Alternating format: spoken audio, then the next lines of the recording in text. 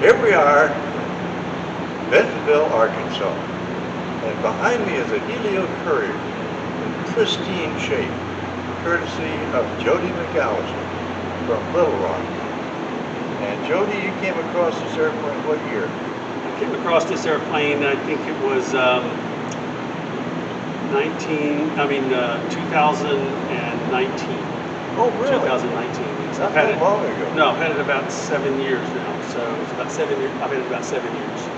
Of course, the ones that we had with Air America were bare aluminum. This one has got an Emerald paint job. It really looks first class. It's unusual to see one like this. However, when Helio Courier was selling these to the agency or Air America, they had a few of them painted in these colors. But shortly thereafter, when Air America began getting them, they only were bare aluminum with a black nose to stop the glare. And they were an unusual bird, but they fit the bill in Laos. On the hill tribes that were there, the strips were short and poorly maintained. And it became a Helio pilots in two categories. Those that have crashed them and those who are going to crash them. Because on short final in an uphill dirt strip that's 400 or 500 feet long, you are committed. You can't go around. And all the drag out there with the slaps and flaps and everything else, it's one way in. Yeah, I hope I remain in that one category. That's right. I don't have this one in that situation much. It's actually, when I got this airplane, I was considering different airplanes. I had a Citabria, a 7 GCPC. Great airplane, but I couldn't carry the weight that I wanted to for camping or doing anything like going even to Oshkosh. So I was looking for something bigger, and my brother got a 180, and I didn't want to be just like him. So I found this, and I started the Helio journey, and it's been a wonderful journey. I think more so than owning a wonderful airplane, the people I've met that are Helio owners and people who take care of these, the caretakers of these airplanes, the underground, I would call it, of the Helio world, have been wonderful people to meet. I'm quite sure I would have never met Captain Hansen if it hadn't been for my connection with Helio. But when I first started, it will go back a little bit to backstory this aircraft. I'd always had an amazement with Air America, and I didn't know that much about it. I just liked the way this name sounded, and then I started digging, and I couldn't find any real information on them. And then I found out they were clandestine in Southeast Asia, and the part of it filled in for me, and Captain Hansen would tell me a little bit more about even before then. But once I started digging in, I really got involved in it and found out there were 250 some odd people. 243 died there, yes, and they're not even recognized. So I got into it a little bit more, but I had a company that did aircraft maintenance, and we named it Air America. And the hangar is still in Springdale. It still has the Air America logo on the front steps. But when I had an opportunity to buy these, I knew I wanted to do a tribute aircraft to the Air America pilots.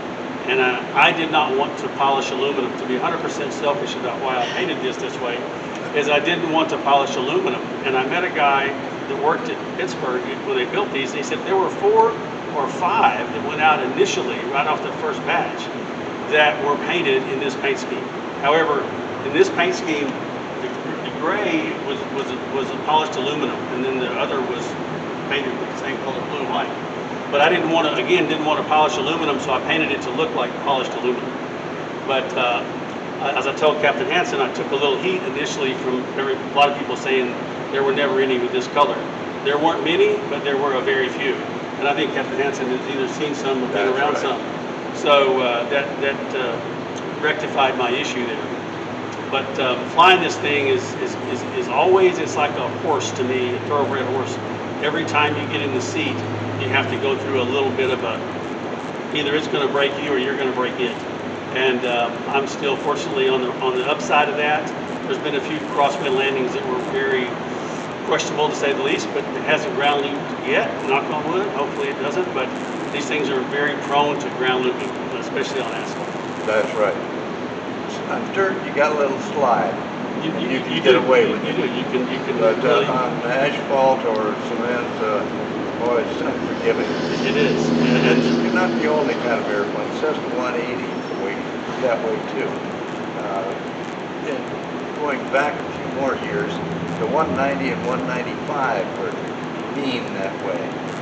The one thing I do like about this though is you have a tremendous amount of brake authority, and the way the gear are moved so far forward, you can actually, they have videos on YouTube about the Helio test pilots. They would land them with the brakes locked, Yep. and it will not go forward. So if you just don't ever let it get out of your, I try to never let the tail wheel get out of the tracks of the mains. That's right. So I load my sort of post-landing checklist includes me loading the brakes, meaning I put my feet all the way up on the brakes, which any other aircraft, you do just the opposite, you get off the right. brakes. So this one, I'm not good enough pilot yet with it to land it in a nice wheel landing, rolling wheel landing. I'm just too concerned with the breath, even a breath of wind will whip that tail around. That's right. You can kind of see how tall that tail is, and you get a lot of authority with a very small wind that you wouldn't normally pay attention to, say in the Citabria, or even maybe in a 180, the crosswind wouldn't bother you much. If it's 3 or 4 knots, I'm concerned with this one, if it's a direct crosswind. So I have to watch every one. I have to go through a pretty strong mental checklist before I touch down to feel a little bit comfortable with it. Very good. Well, you got a beautiful bird here, and I hope you keep it that way and keep it for many, many more years.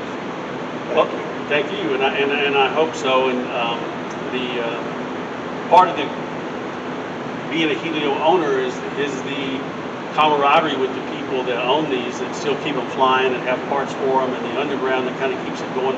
There's a guy here named Philip who helped me when we did the last annual with it, but the guy in Missouri, Kevin Dunn, who has helped me tremendously, not only as a flight instructor and how I learned to fly this.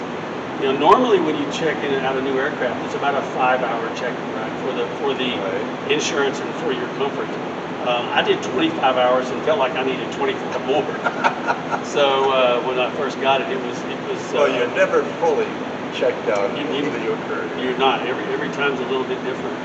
And this aircraft has about a 1,600-pound useful load.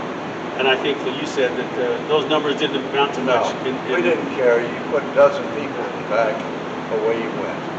Yeah, so 400 or 500 kilo bags of rice too. So they would just kick them out of this door right here. That's right. Yeah. So yeah, I'm really glad you guys had the time and the opportunity to come down here, and I appreciate the effort that you had to do to get here. Look forward to the rest of the evening. Thank you.